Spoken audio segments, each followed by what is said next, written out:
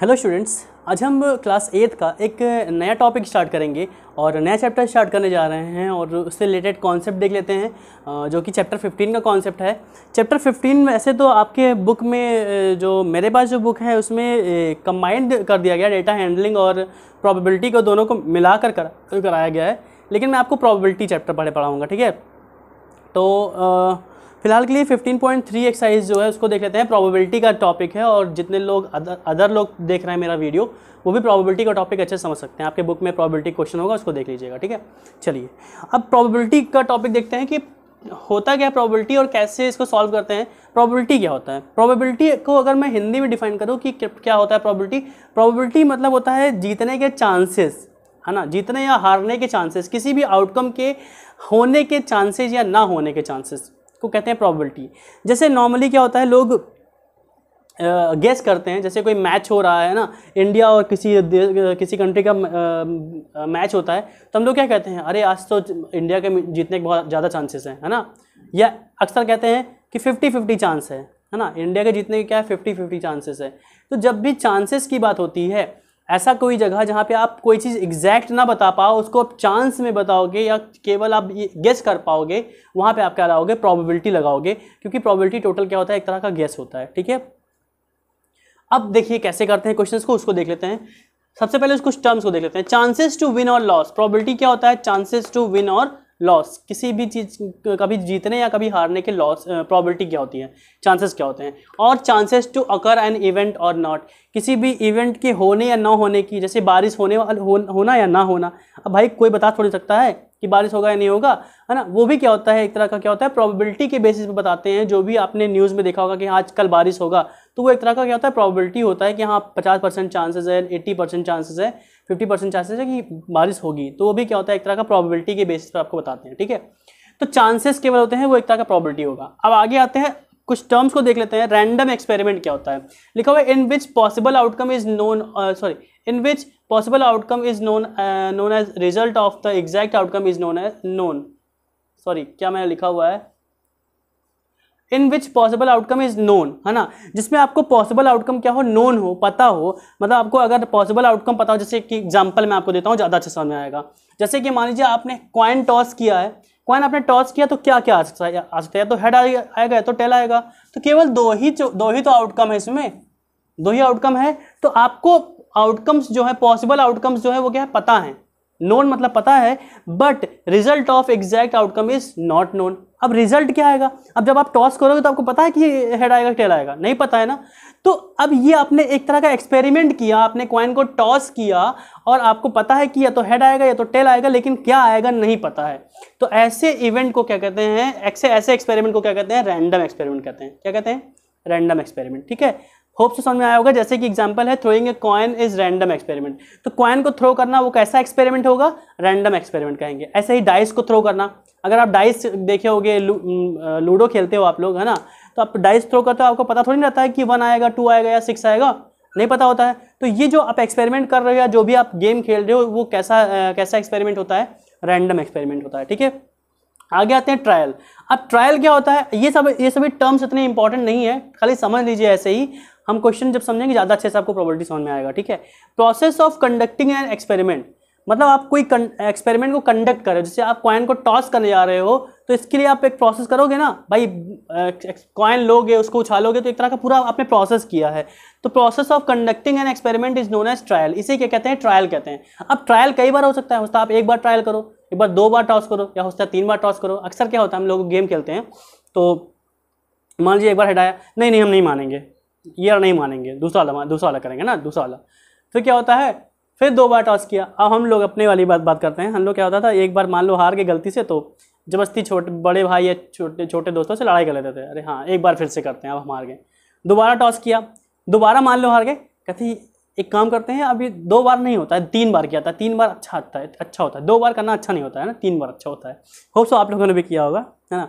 सो हम लोग क्या करते हैं, ट्रायल को बार बार करते हैं। Process of conducting a trial या process of conducting an experiment is known as trial. अब ये ट्रायल कई बार हो सकता है, इसका मतलब क्या होता है, कंडक्टिंग एन एक्सपेरिमेंट, ध्यान रखिएगा। तो ट्रायल मतलब होता है कंडक्टिंग एन एक्सपेरिमेंट। जैसे कि थ्रोइंग अ कॉइन, कई बार थ्रो कर सकते हैं।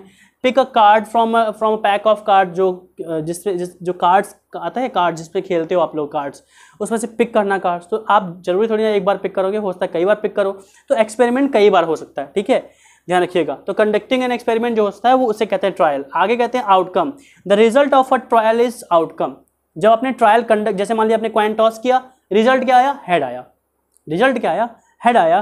तो जब आपका रिजल्ट जो होता है, result of a trial is outcome, तो उसे क्या कहते हैं, आउटकम कहते हैं। जैसे कि मान लिया आपने हेड और टेल में से हेड चूज किया, हेड आ गया, तो ये क्या है, आउटकम है, ये क्या है, आउटकम है। तो यहां पर हेड या टेल क्या होते हैं, आउटकम हो सकता है, जो आप रिजल्ट आता है उसे कहते हैं आउटकम, ठीक है। आगे आगे कहते हैं वन और मोर, आगे लिखा हुआ इवेंट, वन और more outcomes of a trial, one और more outcomes of a trial are called events. जैसे कि मान लीजिए आपने कहा कि आपने डाइस थ्रो किया, आपने डाई थ्रो कर दिया, 1 से लेकर 6 तक नंबर आ सकता है, लेकिन मैंने आपसे कहा कि इवन नंबर आने की प्रोबेबिलिटी, तो मैंने इवन नंबर चूज किया उसमें से, तो एक या एक से ज़्यादा जो आउटकम्स होते हैं, एक या एक से ज़्यादा आउटकम्स को क्या कहते हैं, हम इवेंट कहते हैं। एक या एक से ज़्यादा आउटकम जो आते हैं उसे कहते हैं इवेंट। लैंग्वेज बहुत ज़्यादा डिस्टर्ब मत होइएगा ज़्यादा, जब क्वेश्चन आप करोगे ये चैप्टर में आपको बता रहा हूँ बहुत अच्छे से क्लियर होगा, ठीक है। तो एक काम करते हैं, प्रोबेबिलिटी का फॉर्मूला देख लेते हैं। हाँ, सो फॉर्मूला जो है प्रोबेबिलिटी का फॉर्मूला इसलिए यूज़ करते हैं जिससे कि आप क्वेश्चन कर पाओ, ध्यान रखिएगा। Let E be an event, मान लेते हैं कोई इवेंट, आप कोई भी क्वेश्चन करोगे तो वो एक तरह का इवेंट होगा, हो सकता है कॉइन का क्वेश्चन आया, हो सकता है डाइस का क्वेश्चन आया, जिसका भी क्वेश्चन आएगा उसे इवेंट मानेंगे, ठीक है। तो मान लेते हैं कोई इवेंट हो रहा है, so the probability of occurring an event written as P. आप उसको कैसे लिखोगे, इवेंट को किससे लिखते हो, पीई से लिखते हैं, P for probability, E for event. तो पीई से लिखेंगे इवेंट को, इवेंट होने को। अब इवेंट होने की चांसेस क्या है, उसका फॉर्मूला क्या है, P E is equal to number of favourable outcome upon total number of outcome, number of favourable outcome upon total number of outcome. मुझे पता है कि आप थोड़ा सा कंफ्यूज हो रहे होगे, ज़्यादा बहुत कुछ पढ़ रहे हो, कह रहे हो अरे ये सब क्या बता रहे हैं सर, ऐसा कुछ नहीं है। आप क्वेश्चन करिए, बहुत अच्छे समझ में आएगा। देखो, probability of any event is equal to number of favourable outcome upon total number of outcome. ये होता क्या है इसको समझेंगे अभी, पहले इसको आगे फॉर्मूला देख लेते हैं। The sum of occurring an event P E and do not occurring P E not, इस साइन को कहते हैं नॉट, ऊपर ई के ऊपर एक लाइन खींच दो उसे नॉट पढ़ेंगे, इज ऑलवेज 1। दैट मीन्स किसी इवेंट के होने और ना होने को अगर दोनों को प्लस कर देंगे तो हमेशा क्या आएगा, 1 आएगा। पीई मतलब होना, और पीई के ऊपर लाइन खींचाओ दैट मीन्स ना होना, होना और ना होना अगर दोनों को प्लस करेंगे कितना आएगा, 1 आएगा। अब बहुत कन्फ्यूजन क्रिएट हो गया है, मुझे पता है खिचड़ी पक चुका है, लेकिन ध्यान से देखते हैं। देखिए प्रोबेबिलिटी है क्या रियली में। मान लीजिए आपने कॉइन टॉस किया, तो यहाँ पर इस फॉर्मूले को समझते हैं, या तो हेड आएगा या तो टेल आएगा। तो देखो, अगर कॉइन का क्वेश्चन करते हो तो टोटल नंबर ऑफ आउटकम कितना है, यहाँ पे 2 है। तो जब आपका क्वेश्चन मिलेगा कॉइन वाला, तो अपॉन में क्या होगा, 2 होगा। अगर आपने कॉइन का क्वेश्चन किया है तो अपॉन में क्या होगा, 2 होगा, क्योंकि टोटल आउटकम कितने होते हैं कॉइन में, 2 होते हैं। एक कॉइन में दो आउटकम होते हैं। अब number of favourable outcome, favourable मतलब होता है कि आपने चूज क्या किया है, आपने हेड चूज किया है या टेल चूज किया है। तो अगर आपने हेड चूज किया है तो आपकी तरफ से केवल एक ही नंबर तो होगा, तो वो आपके क्या है, फेवर में है। आप दोनों नहीं चूज कर सकते हो, आप या तो हेड चूज करोगे या तो टेल चूज करोगे। तो अगर हेड चूज किया तो आपके तरफ से कितने नंबर है, 1 नंबर है। दैट मीन्स प्रोबेबिलिटी क्या आएगी, हेड आने की प्रोबेबिलिटी कितनी आएगी, 1/2। हेड आने की प्रोबेबिलिटी क्या आएगी, 1/2, क्योंकि हेड केवल एक ही होता है कॉइन में। तो नंबर ऑफ फेवरेबल आउटकम मतलब जो आप चूज कर सकते हो, जो आपकी तरफ से होगा, वो क्या होगा, नंबर ऑफ फेवरेबल आउटकम। और कितने आउटकम टोटल है उसे कहेंगे नीचे लिख देंगे, उसे नीचे लिख देंगे तो क्या हो जाएगा, प्रोबेबिलिटी आ जाएगा। That means probability of getting a head आने की प्रोबेबिलिटी कितनी होती है, 1/2। ऐसे अगर मैं कहूँ टेल आने की प्रोबेबिलिटी, टेल आने का मतलब होता है फिर से वही क्वेश्चन। अगर मैं कहूँ टेल आने की प्रोबेबिलिटी, तो प्रोबेबिलिटी का फॉर्मूला लगाएंगे, पी इज इक्वल टू वही number of favourable outcome upon total outcome. तो जब कॉइन का क्वेश्चन है तो टोटल आउटकम हमेशा क्या होगा, 2 होगा। अब कॉइन में कितने टेल होते हैं, भाई एक ही टेल तो होता है, इसलिए टेल आने की प्रोबेबिलिटी कितनी हो जाएगी, 1/2 आ जाएगा टेल आने की प्रोबेबिलिटी। ठीक है, चलिए कुछ क्वेश्चन करते हैं और आपको इसका कॉन्सेप्ट अच्छे सुपर तरह से इसको क्लियर करते हैं। ठीक है, हाँ, सो क्वेश्चन नंबर 1 देख लेते हैं। क्वेश्चन नंबर 1 में क्या कह रहा है कि कितने कॉइन टॉस किए गए, क्वेश्चन में 2 कॉइन टॉस किया गया। देखो एक साथ 2 कॉइन टॉस किया गया। अब थोड़ा सा समझिएगा ध्यान से कि अभी मैंने आपसे बताया कि अगर एक कॉइन टॉस करेंगे तो या तो हेड आएगा या तो टेल आएगा, यही मैंने बताया था।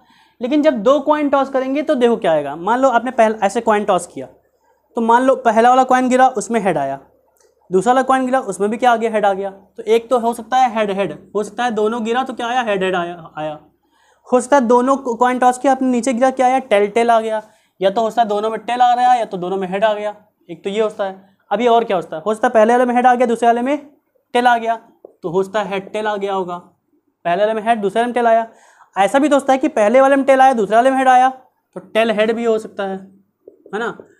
तो अब देखो क्या क्या हो सकता है, ये हो सकता है, ये हो सकता है, ये हो सकता है, ये हो सकता है। तो टोटल जितने जो चीज़ें हो सकती हैं, जो भी चीज़ें पॉसिबल हैं, उसे कहते हैं टोटल आउटकम। क्या होता है, उसे कहते हैं टोटल आउटकम। तो प्रोबेबिलिटी का भी आपने फॉर्मूला पढ़ा था, फेवरेबल आउटकम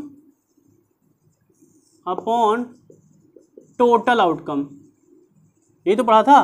पीई मतलब होता है प्रोबेबिलिटी। प्रोबेबिलिटी जो आपने पढ़ा था वो पढ़ा था favourable outcome upon total outcome. जब आपने दो कॉइन टॉस किया है तो कितने आउटकम है यहाँ पे, पॉसिबल आउटकम कितने हैं, 4।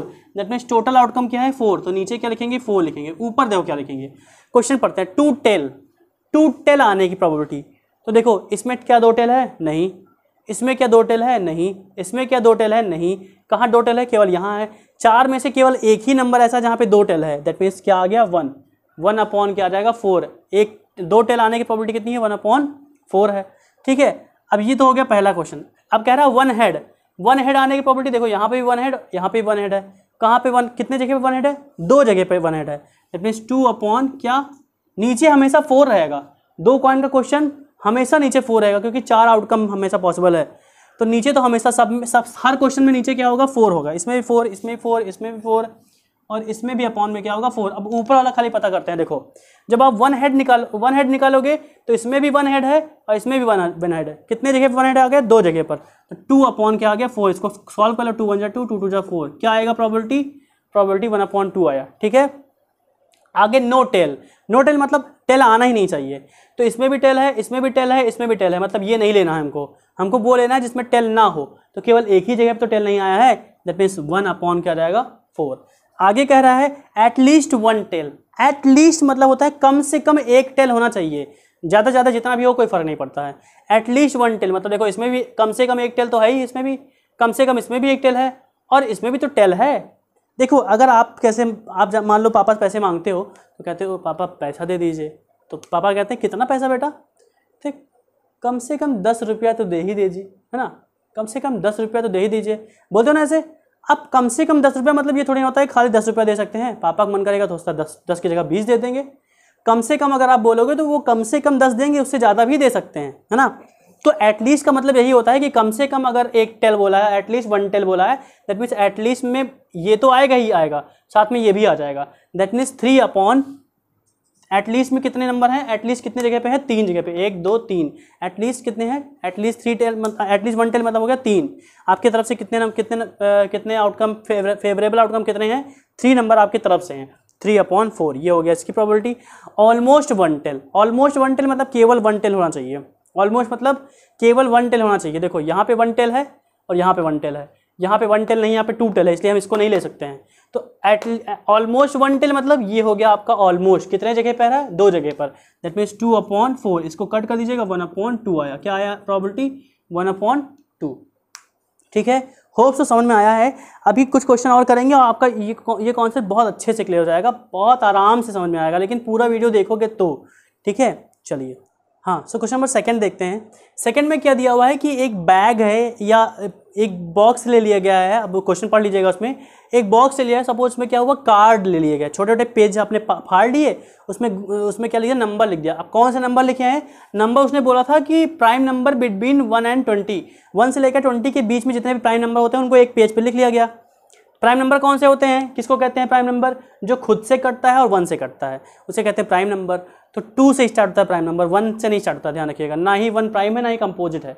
तो 2 प्राइम होता है, 3 होता है, 5 7 11 13 17 19, इतने नंबर हैं जो है क्या, प्राइम नंबर। इन सभी नंबर्स को एक पर्चे में लिख लिया गया और एक बॉक्स में रख दिया गया। अब आपको क्या कहा गया कि आप हाथ डालिए ऐसे आंख बंद करके और उसमें से निकालिए। आपको बताना है कि प्रोबेबिलिटी क्या क्या होगी, किन किन चीज़ों की आने की प्रोबेबिलिटी। देखो पहला क्वेश्चन कह रहा है प्रोबेबिलिटी ऑफ 1 डिजिट नंबर। आपने हाथ डाला और आपके हाथ में एक डिजिट का नंबर एक आ गया। कितने डिजिट का, 1 डिजिट नंबर आया। 1 डिजिट का नंबर कितना है, देखो 1 2 3, बस, सॉरी 4 नंबर ऐसे हैं जो कितने डिजिट के हैं, 1 डिजिट के हैं, है ना।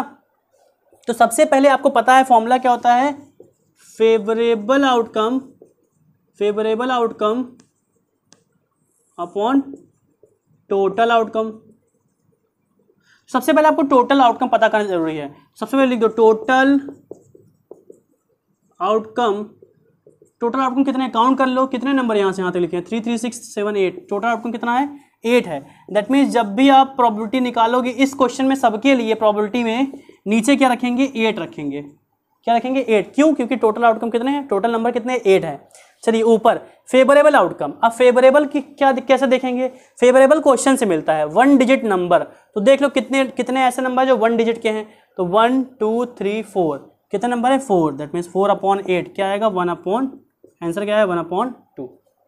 एक डिजिट का नंबर आपके हाथ में आ जाए उसकी प्रोबेबिलिटी 1/2 है। दैट मीन्स 50-50 कह सकते हो।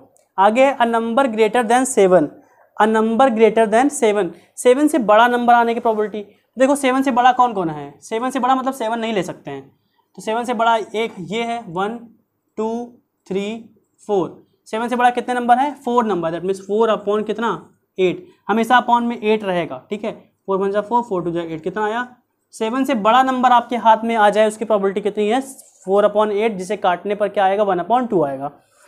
चलिए आगे कहते हैं an odd number, odd number आने की प्रोबेबिलिटी। सारे नंबर ऑड है, देखो केवल 2 को छोड़कर सारे नंबर ऑड हैं। ये सारे नंबर क्या है, ऑड है। कितने ऑड नंबर है, 7। तो 7/8 ये आ गया आपका, किसकी प्रोबेबिलिटी आ गई, ऑड नंबर की, ठीक है। ये सभी प्रोबेबिलिटीज हैं, ठीक है। पीई आप चाहो तो पीई लिख सकते हो, पीई प्रोबेबिलिटीज। ऐसे ही एन इवन नंबर। अब इवन नंबर की बेटा बुक में जितने लोग कंफ्यूज हो रहे हैं, बुक में एन और एंड ऐसे कुछ गलत प्रिंट हुआ है। पहले वाले क्वेश्चन में भी ऐसे ही था, उसको आप कंफर्म कर लीजिएगा, मैंने सही किया था इससे पहले, ठीक है।